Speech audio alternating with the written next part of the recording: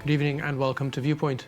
Diabetes in Gibraltar has been described by the GHA as a ticking time bomb. It's a disease in which your blood glucose or blood sugar levels are too high. About 10% of the population in Gibraltar have it. That's higher than in the UK, and in fact it's similar to the rate in America. And the COVID-19 pandemic has complicated things further. Obesity levels were already on the rise, but the stress surrounding COVID-19 risks and restrictions have seen more people comfort eating, and many have seen their weight creep up. Here to discuss this and more is Susan Edwards, diabetes nurse specialist. Good evening. Thank you for joining us, Susan. Her GHA colleague, Elaine Adams. Good evening. Good evening, Elaine. And good evening to Karen Masood of Diabetes Gibraltar. Hello. Thanks for joining us. So diabetes is a significant problem in Gibraltar and a growing one. Diabetes is a growing problem in Gibraltar. We have at the moment on our register, we have a live register, and we have at the moment 3,280 diabetics in Gibraltar. Out of that number, 3,002 are type 2s and the rest are type 1 diabetics. So it's a very large population of type 2 diabetics. So this is one that is not, you could get it later on in life, type 1, you're more likely to have it genetically and have it earlier on in your life. Type 1 diabetes is a condition in which your body is not producing insulin. It's an autoimmune process which stops the pancreas from producing insulin, and therefore the person will have a lifelong need to have insulin injected, right? Type 2 diabetes is a problem in which the body does produce insulin, but the body is resistant. It has insulin resistance. And the reason why the body has insulin resistance is because the cells of the body are actually blocked to the action of insulin. And the main reason why the cells are blocked is a modifiable risk factor, which is obesity. There are other factors which are non-modifiable, like, for example, your age, getting older, your ethnicity, North Africans, Afro-Caribbeans, and Asians are more predisposed to having type 2 diabetes, as well as genetics. We can't modify those, but things that are modifiable are your increasing weight, lack of activity, sedentary lifestyle, smoking, all these things we can deal with, and they are the main triggers to type 2 diabetes. Okay, well, let's bring in Karen of the charity Diabetes Gibraltar. Maybe you can tell us a little bit about the work, for anybody who's unfamiliar with the charity, the work that you do to support people with diabetes. Right. We have a centre on Linewell Road, which is usually, in pre-COVID times, it was open 3 days a week, so people could pop in and test their blood sugar. And obviously, it could be a little bit of a social club as well, and people could ask questions. Okay, so that was one area. The other area was raising awareness of diabetes. So often during the month of November, which is obviously Diabetes Month, we would have various awareness days, often with a presence in Main Street and just kind of giving some information and explanation, plus obviously writing in the media. The other thing that we do is we have a Facebook page called Diabetes Gibraltar, which has lots of information, kind of covers many areas, many topics that obviously diabetics might have an issue with and want to know more. And obviously they can email us directly as well, and we kind of get back to them. We raise funds. Some of those funds are to support, again, our local diabetic community. With the children, for example, with type 1, we run Christmas parties for them. And we've also had a sleepover for those children, which was kind of attended with a qualified nurse. So obviously they rarely got the opportunity to have a sleepover. So that was kind of something that we were able to do for them. We supply the leaflets that the GHA give to their type 1 diabetics. We've produced like a little recipe booklet suggesting low-carb alternatives for meals for people, and basically just general awareness and prevention. Sure. So food is a very important consideration for anybody with diabetes, if I can bring you in. Absolutely it is. In particular, people type 2 diabetes, it's one of the main factors that they can actually do something about in order to achieve perhaps better diabetes control in general. So it's learning portion size, learning to moderate the amount of carbohydrates in particular, because carbohydrates are the food that will break down to sugars, break down to glucose. Yes, we need the insulin to take that glucose into the cells to give us energy, but if we overdo the amount of glucose, it'll just be stored as fat. Mm-hmm. And sometimes that fat, particularly when it's around the abdomen, can cause problems, as Susan said, with insulin resistance. But it can also lead to fat building around the organs as well, and then the organs just don't work so well. And we took some footage earlier today on Main Street of some high sugar foods which are so readily available nowadays. It's very easy to consume more calories than you need. Absolutely it is. And we were talking about this earlier, that if you actually looked at the number of teaspoons of sugar, for example, that's in an ordinary can of Coke, I think you said it's something like nine now, because everything is because of the sugar tax. Mm-hmm. Everything has actually got a little bit less sugar, mm-hmm. but like 4 grams of carbohydrates is the equivalent of 1 teaspoon of sugar. Mm-hmm. So if you look at a can of Coca-Cola, it's 35 grams of carbohydrate divided by 4 mm-hmm. is more or less the equivalent of 8.5 to 9 teaspoons of sugar in 1 can. Mm-hmm. Yeah. You know. Whereas if you went for the Coke Zero, then you haven't got that 9 teaspoons. So. And what is the daily? What should you be aiming for in terms of daily consumption? The carbohydrate intake in the food, in the main meals, there is no limit, because it's very much as to what the requirement of the person is. Somebody who's very active would need more carbohydrates than somebody that's not very active. Mm-hmm. But when we're talking about added sugars and snacks and things like that, the body only requires 8 teaspoons of sugar a day. Right. But if you're having a can of Coke, you've already surpassed your requirement for the day. Wow. With just that 1 can of Coke. So it's very interesting when we start to talk to people and we actually ask them to look at the consumption of sugars in the snacks that they have. Mm-hmm. But the way to do that is to look at the labels. Whatever the carbohydrates the label says, per portion, not per 100 grams, per portion, those are the carbohydrates that you should divide by 4. And then you will know exactly how many teaspoons of sugar you're having at any one given time. You say per portion because you might get a reading per 100 millilitres in the case of a can of Coke, but you're unlikely to have 100 millilitres. Exactly. You're probably going to have the full can. Exactly. I mean, for example, if we go back to the cereals that you had on the show, if they say to you 40 grams of the cereal have this X amount of carbohydrates, but 40 grams is a very small amount. If you were to measure the amount of that you would actually pour in a bowl, it's usually between 80 to 100 grams. So that is obviously... That would be an average size. An average bowl would be between 80 and 100 grams. Mm. But the pack tells you per 40 grams portion. Mm. If you were to have a 40-gram portion, it would be very, very small compared to what people would actually have. Yeah. Okay, so you need to either do some mathematics or have some kind of scoop which helps you to measure portion sizes? Yeah, that's right. That's right.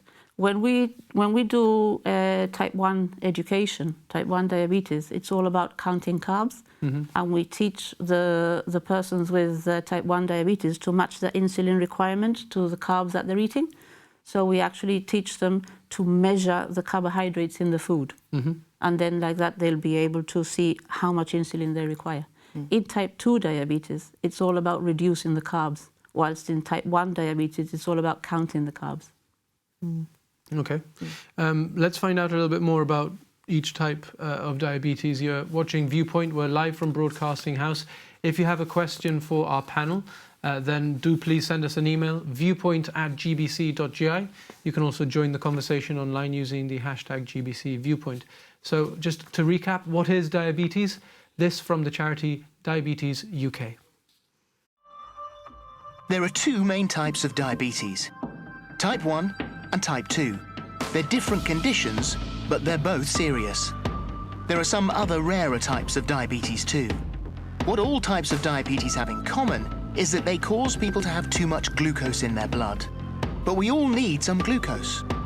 It's what gives us our energy.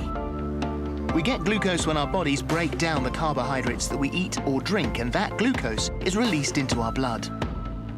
We also need a hormone called insulin. It's made by our pancreas, and it's insulin that allows the glucose in our blood to enter our cells and fuel our bodies. If you don't have diabetes, your pancreas senses when glucose has entered your bloodstream and releases the right amount of insulin so the glucose can get into your cells. But if you have diabetes, this system doesn't work.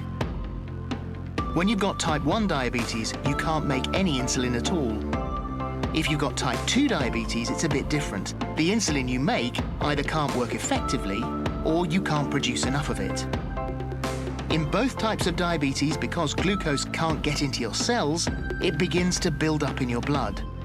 And too much glucose in your blood causes a lot of different problems.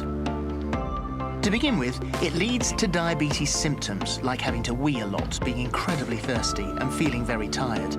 You may also lose weight, get infections like thrush, or suffer from slow-healing wounds. Over a long period of time, high glucose levels in your blood can seriously damage your heart, your eyes, your feet, and your kidneys. These are known as the complications of diabetes. But with the right treatment and care, people can live a healthy life. And there's much less risk that someone will experience these complications. If you've got diabetes, you can find lots of information and support about living with it using our website and helpline. As well as campaigning for everyone with diabetes to get the right care, Diabetes UK fund research into all types of diabetes so we can develop new treatments and one day find a cure.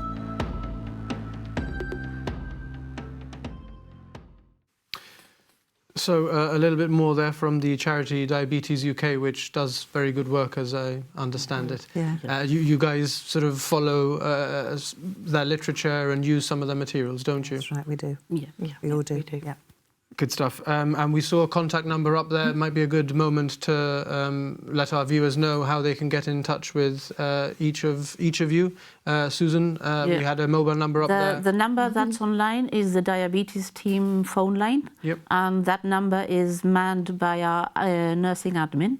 And it's available between 8:30 to 4:30 every day, Monday to Friday. And anybody who's diabetic or has a concern or needs an appointment or needs to change an appointment or wants to refer themselves because they haven't been seen in a while or they have a problem, they call that number and we'll attend to them, and we will triage how soon we need the person to be seen, and we'll deal with it.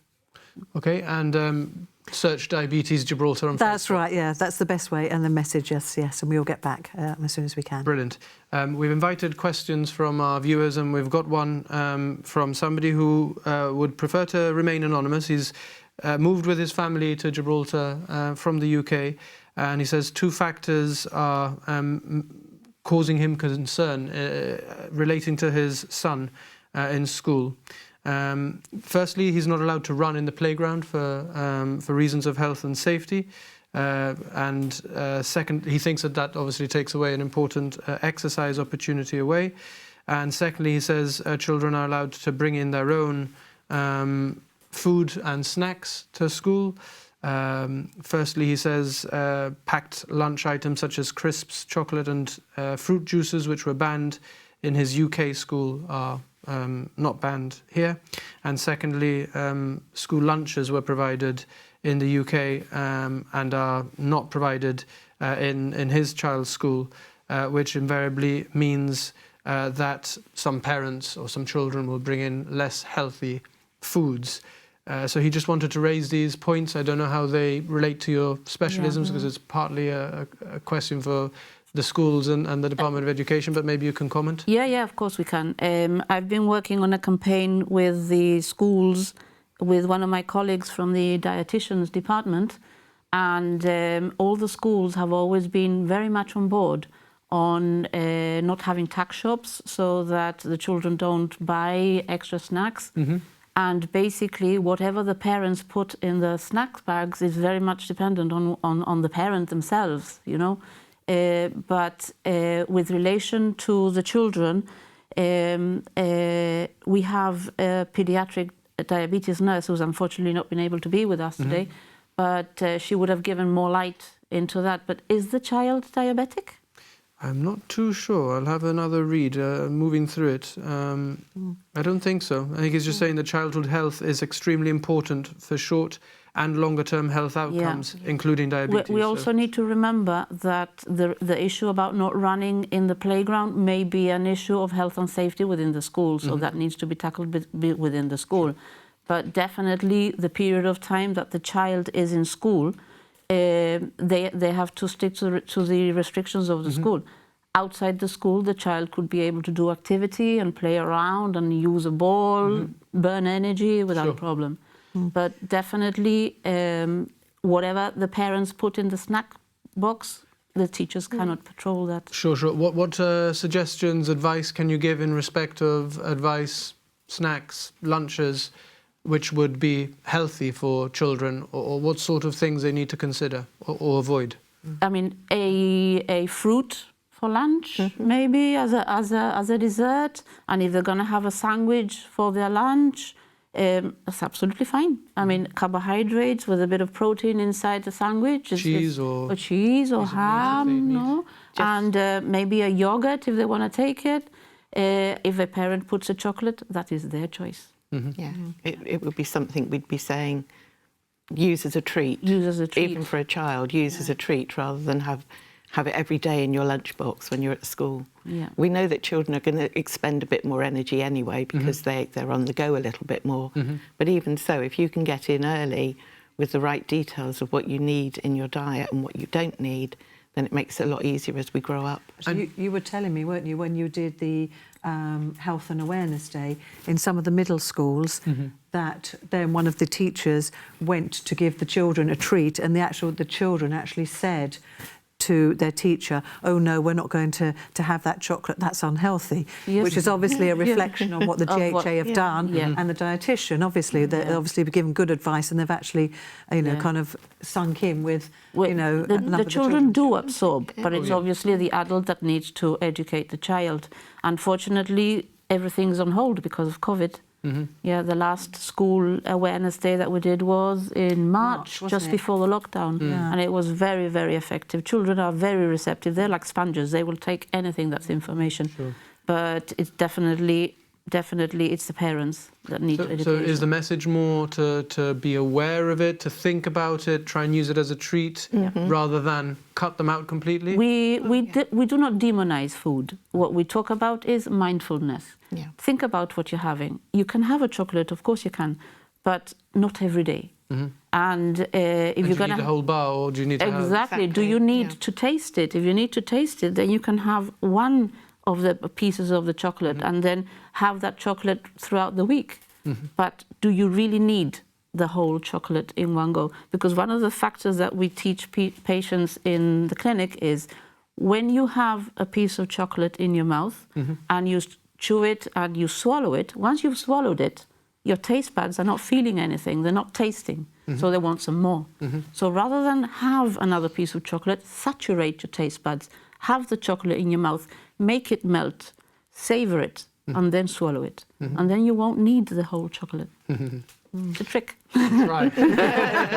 It's easier said than done, but we'll try. Okay, you're watching Viewpoint. Earlier today, my colleague Shalina Asamal took to Main Street to chat to you, the public, about diabetes and food. I do, but not here in Gib, in the UK. My young niece's husband has diabetes, but not otherwise. I am the opposite of diabetic. I've got reactive hypoglycemia. My sugar goes down, so I'm all the time having sugar.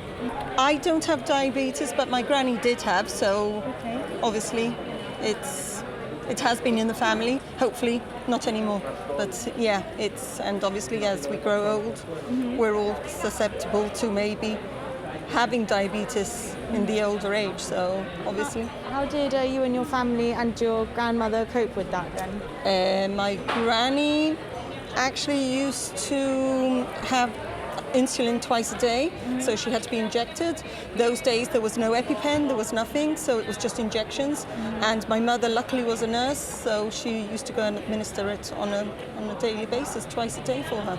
But it's something that is, you know, progressed a lot now, so it's much easier to control for people themselves and not rely on other people to do it. So. What are your thoughts on services available in GIB for people suffering from it? Well, obviously, I haven't experienced it at the moment, so I don't know. But I do hear my father sometimes has to have his, because he's borderline, and sometimes he's got to go and have his checks done. And the service is very good, and they actually are on top of people. So, you know, I think services in general in Gibraltar are quite good. It's something that I'm aware of. I think they've created awareness. And it's very much at the back of my mind. Basically, and I think obviously because of the passing of my brother-in-law, my father got diabetes at a late stage in his life. And you know, at the stage where he was in his life, he was suffering so much from a stroke that diabetes took second place. And you know, rather than having him being pinched, you know, they pinch your finger and take your blood 3-4 times a day, we decided, look, just let him live the rest of his life doing what he likes, and what he liked at that time was his food. It doesn't cross my mind because it doesn't run in my family at all, so I'm not really worried. He's actually borderline on the sugar. He had a blood test and he's borderline. So now I need to control him. I stick to whatever I've been doing for the past years. Doesn't really bother me now. I even haven't been told that I'm borderline.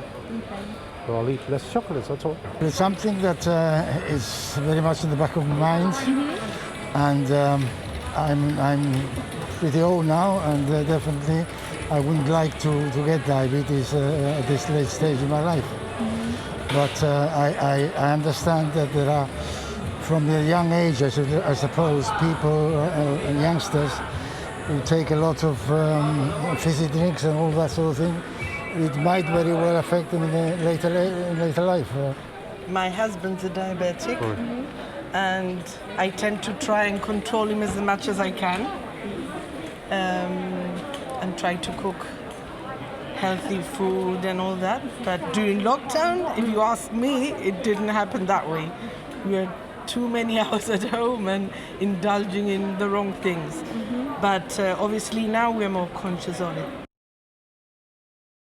So overall, quite good awareness, I think, of diabetes as a risk, as a as a disease that they want to avoid if possible. Anything that you heard there that you'd like to pick up on? I'd just like to pick up on the word borderline. It's one of the things, not just from here in Gibraltar, but certainly from the UK, where I've spent at least 20 years of my life doing diabetes. And I'd much rather people actually called it pre-diabetes rather than borderline, so that then people can start having some advice put in. Borderline always makes it sound like it's neither this nor that, whereas if you're told it's pre-diabetes, it's kind of giving it... That suggests that you're on a trajectory and that you will arrive at diabetes if you don't change. Exactly. You can modify it and you can bring it back, so hopefully you won't go and step over that line and get type 2 diabetes. Hopefully you can modify things now that you know, and you can pull back on things and improve your diet, improve your activity levels. And we heard one of our interviewees mention, trying to cut back on chocolate. Is it generally the sweets that get people sort of into trouble, or is it portion sizes as well? It's portion size, because it's everything in moderation. It's like what we said, we do not demonize foods, but moderate them. And any food that is going to be made of carbohydrate is going to get converted to sugar. So the more you have, the more the impact it's going to be. So basically, a chocolate, yes, But a banana is also a carbohydrate. And sometimes you can look at a banana and look at a chocolate, depending on the size of the banana, they could have the same amount of carbohydrates. Yeah. And I mean, here in Gibraltar, people love melon, don't they? You know, and I mean, the recommended portion is 1 slice. But when I've been with Gibraltarians, it's very unusual. They'll just have 1 slice. Often it's like 4 and 5 slices, you know, which obviously has a very, very high sugar content. Same as the grapes. Yeah, on the grapes. And the grapes as well. Nobody has a little... we always say, don't we? We say your individual portion is the palm of your hand. So we say this is the equivalent for me, whilst your equivalent would be bigger than mine because of your hand. So don't eat from your husband's hand. This is what I always say. Okay? So basically, this is my portion. So whatever I eat of carbohydrate needs to be this size. If you eat grapes, you probably eat that size. And melon, that size. Yeah. So automatically, you're multiplying the amount of sugar that you take. And that's supposed to be like a healthy food, isn't it? You think about fruit and you think, oh, fruit, yeah, it's healthy. Fruit and veg. But yeah, but you have to kind of consider the sugar content of the fruit as well. I think together you did an awareness day a few years back where, which I think you've done on a number of occasions, but I remember the first time you introduced it, or at least the first time that I saw it, which was this, you know, a display with lots of different everyday foods with the equivalent number of sugar cubes per food item. Yeah. And it really challenged my thinking, and I think that of other people who I spoke to at the time, about our sugar intake, because when you think of sugar generally you think of the chocolate, the Coca-Cola. You don't automatically make the calculation about the sugar that you're getting from your toast, from your the cereal. Toast, from the pasta, from the potato. Now everybody is loves the sweet potato. Potato for potato is still potato. So I mean, everybody, you know, the superfoods, the quinoa, the buckwheat, all these are carbohydrates. So basically, people are thinking, I'm eating healthy, but you're eating big portions of this healthy food, so you're actually not making them healthy anymore.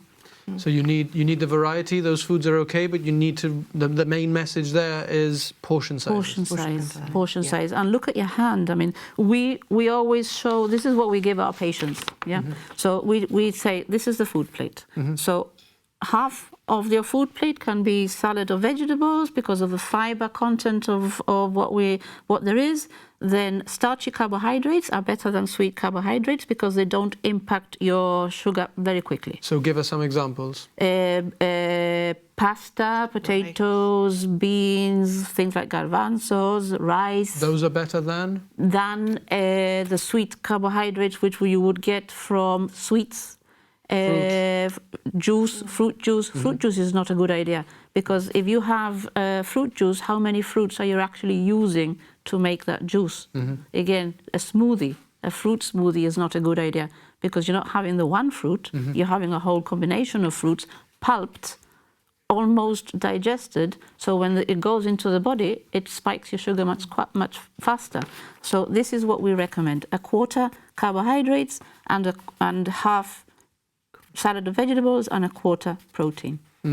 So that would be meat or cheese? Or when we do there's a Desmond, we do the Desmond course, which is diabetes education for type 2, for self-management. We tell the patients, if you have a plate of paella, which would be a whole plate of rice, you could even have the equivalent of 40 teaspoons of sugar in your whole plate. But if you only have a quarter, you're only having about 10, 12 teaspoons of sugar. So that's only one meal. Imagine if you have the paella with the bread and the olives, and then we have the drink, and then you have your dessert. It just accumulates and accumulates and accumulates. And if you don't burn it, it just accumulates in your abdomen, and that is what gives you the insulin resistance. Okay, well, lots to think about already in part 1. You're watching Viewpoint. If you have a question about diabetes, please contact us, viewpoint@gbc.gi, and we'll get to those in part 2. We'll be right back after a short break. Stay with us.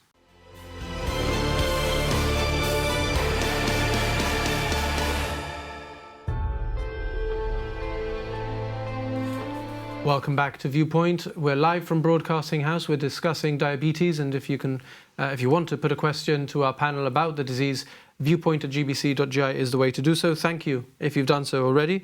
Louisanne has written in. She says her son was diagnosed 3 years ago at the age of 8. Prior to commencing secondary this year, she used to go every lunchtime to school to administer his insulin. Parents have to attend school at lunchtimes as there's no school nurses provided. It places stress on parents who need to leave work or at any other time that's required. Could this be looked into? Asks Louisanne. Thanks for your email. You're nodding, Yes. Karen. Yes, I mean, obviously it's something that can be looked into. But I mean, at the moment, it is just parents that that do that. Sometimes the responsibility of administering insulin cannot be taken by a teacher who does not have any experience, and it's an invasive procedure where the child needs to be injected. And if the teacher were to get the wrong dose, then the child could suffer a hypoglycemic episode in school, and then it's the responsibility of the school. So definitely teachers cannot get involved in doing this. There's also the issue with the blood glucose monitoring of the child, where the child may need to prick their finger to be able to obtain a blood drop, to be able to get a figure. Now, that is, again, an invasive procedure. There are methods of doing glucose monitoring now, which is a sensor that children can have put on their arm, and this sensor is actually checked with a flash meter, which is just like a barcode. You just flash, and then it gives you a reading, and that reading is non-invasive. Okay. So sometimes what happens is that the teachers may text the parent and tell them, look, your child has such and such a blood sugar, how much insulin should they have? So this is currently being used in schools in Gibraltar? The Freestyle Libre is the way forward of glucose monitoring in type 1 diabetes, because you have a sensor put on for 2 weeks, and then this sensor, you can check it every 5 minutes, every 10 minutes, whenever you want, as many times as a day. You can check it in the middle of the night if the child is sleeping. Works for adults as well. And basically, you flash the child, you flash the sensor over the clothes. You don't have to be expose anything, and it gives the glucose result.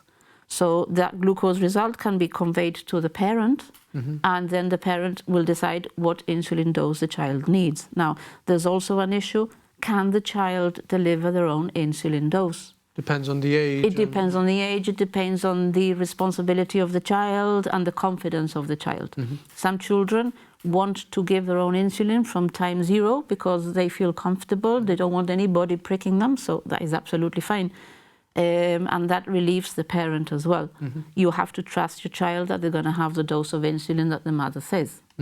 And that can happen. That happens. I mean, we have a lot of children now have gone through infant school with diabetes, so schools are more aware. I know for a fact that having worked with children with diabetes and with teachers, some schools are more aware and will actually take on the responsibility because they know the child and they know what they're doing, so it's not a problem. But definitely the issue of school nurses hasn't come in yet, and I don't know. It's not something that we can advocate at the moment. But I think the most important thing is, can the child give themselves the insulin? Because at the end of the day, it's the child that has to progress with diabetes for the rest of their lives. Sure. So they should take the onus and the responsibility of saying, it's mine and I take control. As soon as they're ready to. As soon as they're ready to, yeah. It's very important because they're going to live with this, and there's no more expert than the diabetic. And you say that because although type 2 diabetes can be reversed, type 1 diabetes can't, and that's the one that children are more likely to have. The majority of the children will have type 1 diabetes. It's very rare for a child to have type 2 diabetes because that is an insulin resistance. So basically it's a fact of metabolism. Children can develop type 1 diabetes as young as 1, and then this is for life. So the more that they get to grips with the fact that this is their way of life and make it simpler for them, it's better, because if they have their mother coming to school, then they're not normal, are they? It's like they are different, the kids see them as different, then they don't want to be different to their peers. So it's very important that children are empowered. And children are strong. Sure. Yeah.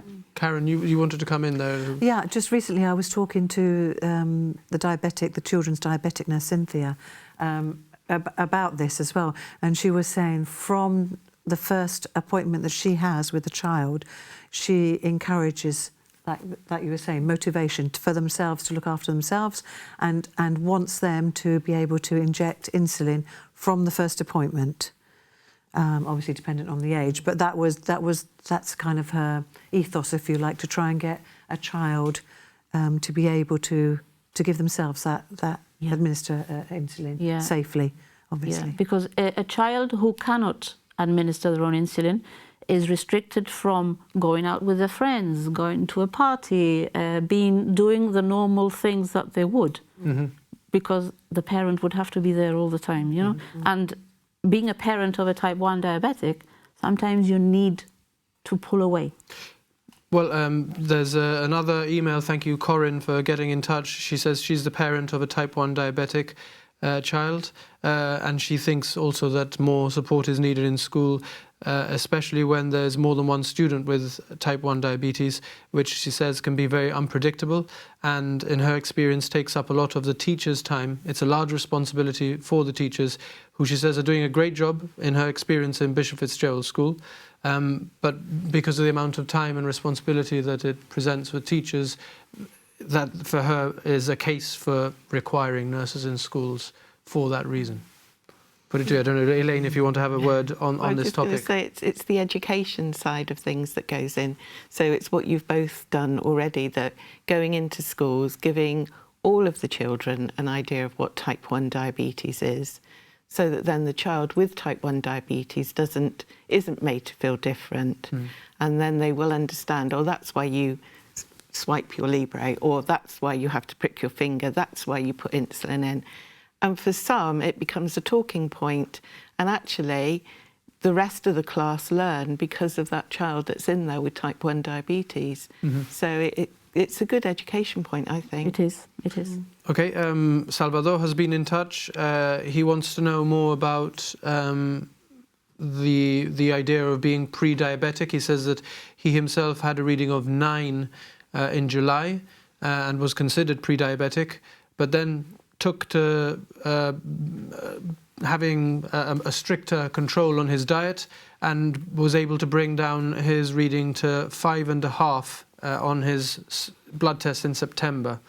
So that shows us, I suppose, that you can be heading towards becoming diabetic, but then make a change in your habits and move away from that. That's exactly what we were saying when we were listening to people saying borderline.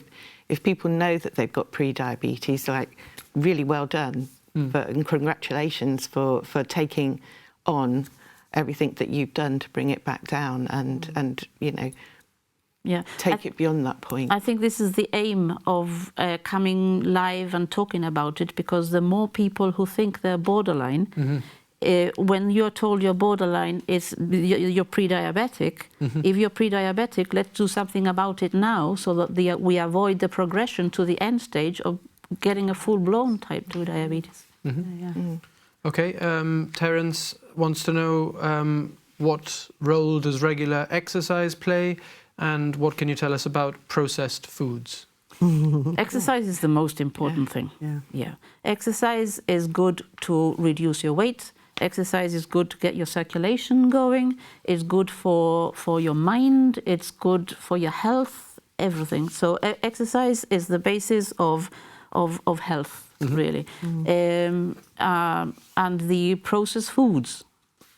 What was the question? Yeah, processed foods. What can you tell us about processed foods? Which ones should we avoid? Are they generally all of the processed foods? All of them. Let's.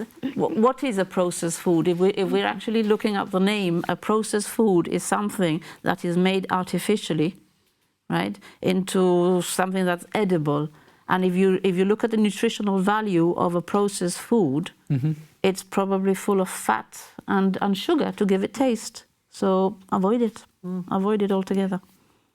Okay, another diet-based question, which is here from somebody who asks to remain anonymous if he can. What is the panel's view about diabetes and vegetarian diets? What are good recommended protein sources to avoid overeating carbohydrates? Are plant-based diets advantageous in diabetes like he thinks it would be in other conditions? What's the professional opinion? Okay, that is something for a dietitian. Yeah. Yeah, that is, we have a dietitian department in St. Bernard's, the GHA. So definitely, we invite this person to approach the dietitians. But if you have diabetes and you are a vegetarian, you are actually cutting out a source of food that is going to be carbohydrate free. So your diet is going to be a higher proportion of carbohydrates. So if you are a type 2, then you're going to have a problem because you're going to be loading up with carbs, whilst if you're a type 1 and you can count your carbs, you don't have a problem. I suppose, though, I mean, it depends on what type of vegetarian they are, because there are a number of vegetarians who will eat fish, for example, and eggs. So I suppose with the protein that you would have to eat maybe the fish, the eggs, the cheese as your protein rather than the meat. Obviously, if you're vegan, you'll have a lot more difficulty, I would imagine. Harder still, yeah. And there is a move towards veganism, you know, sort of not just in Gibraltar, but including Gibraltar. Yeah. And there is the idea that it's, I mean, obviously healthier for the planet. There's a logic there. But it does present problems, as we've seen, in respect of carbohydrates. Yeah, there are cultural differences. For example, when we're talking about the Hindu community, where they have a vegetarian diet, the diabetes is more difficult to control in this culture because of the heavy content of carbohydrates in the foods. But generally, they're vegan, aren't they? They're vegan, yeah. Rather than just vegetarian. Yeah. So we can't have cheese or no milk. Yeah. So basically, it is more difficult to control because of the complexity of the foods that they're having. Yeah. Okay. Well, we'll continue the discussion, and if we've got any more questions, we'll continue to field those in just a moment. You're watching Viewpoint. Did you know Gibraltar's diabetes level is more similar to the USA's than the UK's? The situation, on the Rock has been described as a ticking time bomb by the Director of Public Health, Dr. Sohail Bhatti. Unfortunately, with the stress brought on by the pandemic, our diabetes problem is getting worse. But as my colleague Shalina Asamal found out, the pandemic has also prompted some of us to be more aware of our health. Change the way people are doing a lot of things. Did you notice any change in eating habits or weight during lockdown and more generally the pandemic even? Are we talking personally, myself? Or friends, if you'd like to discuss? Well, I'm currently on a diet. Okay. Con eso te digo todo. So yes, a lot of eating, a lot of drinking. No, not really. Haven't changed anything. I've been exercising more. I've lost weight. Obviously, I've had somebody come in and train me, which I've been lucky I've been able to afford. I've been more conscious. I've been going to the gym, which we still allowed. When there was a total lockdown, I was doing a lot of training online because I realized that we have to be fit, we have to stay well, so our body and our immune system are at the top peak. Nibbling much more than I used to before because I was home a lot, so more than anything it was that, you know, the sweets and the biscuits for tea time, something which we don't normally do because we wouldn't be at home, obviously, no? Yeah, of course. But apart from that now, obviously I'm eating more maybe, because I spend more time at home. But then again, I try and power walk every morning, so that compensates. Now, in Gibraltar, we have a high proportion of diabetics here. We've got 10%, which is more than the UK. That actually makes us closer to the US, which has 10.5% of the population. Do those numbers surprise you at all? They do, actually. I mean, why? What's the reason why we've got such a high percentage? It makes you think. It doesn't surprise me because the Gibraltarians love to eat well. That is the truth. Unfortunately, most of us indulge in going out a lot to restaurants and that. And although I must say that in a few years' time, this will go down because people are really getting more health conscious and more aware of what's happening. It does, but again, no, I see the shopping people get, so Thank you, Shalina, for getting an unscientific poll and opinion from Main Street. Thank you for taking a moment to write in, and I think that this person who wishes to remain anonymous is absolutely right in what he or she is saying. They say that as someone who has diabetes, they object to being called a diabetic. They would much prefer to be called a person who has diabetes. They shouldn't be defined by that condition. Yeah, that's a fair comment, yes. And we do make that mistake, so apologies if we've done that this evening. Likewise. Okay, anything that you heard there that you'd like to pick up on in that little... The gentleman that said, why is it that in Gibraltar it's 10%? We have a theory that in Gibraltar we have a predisposition, a genetic predisposition, and that is because if you have a parent with diabetes, you have a 35% chance that the offspring will develop type 2 diabetes. If you have two parents with type 2 diabetes, your risk increases to 80%. So if in a small population like we are, people have diabetes on both sides of the family, and both have parents with diabetes, and then offspring marry, and the gene is being carried along, and then people are being born already with an 80% chance of having diabetes. When I started the diabetes in 2013, and I started looking at family dynamics, we started to realize that people that were coming to clinic had the same surname. And then we started to match that these people were husband and wife. So basically, we started identifying that we had 60 couples in Gibraltar with type 2 diabetes. And then down the line, those couples had already developed offspring with type 2 diabetes. And then those offspring already had grandchildren with diabetes. So it was very interesting to see how down the line the gene with the predisposition to the type 2 diabetes was being carried along. So if we have that, and then we have 10% obesity as well, which is the main trigger, then we have a problem. Then we have a problem. We've had an email in from Terence in respect of veganism. He's directed us to Diabetes UK website, which says that plant-based foods, which are a large part of a vegan diet, particularly fruit, vegetables, nuts, pulses and seeds, have been shown to help in the treatment of many chronic diseases and are often associated with lower levels of type 2 diabetes, less hypertension, lower cholesterol levels and reduced cancer rates. That's from Diabetes UK. Yeah. I think probably the best thing is to have a balanced diet.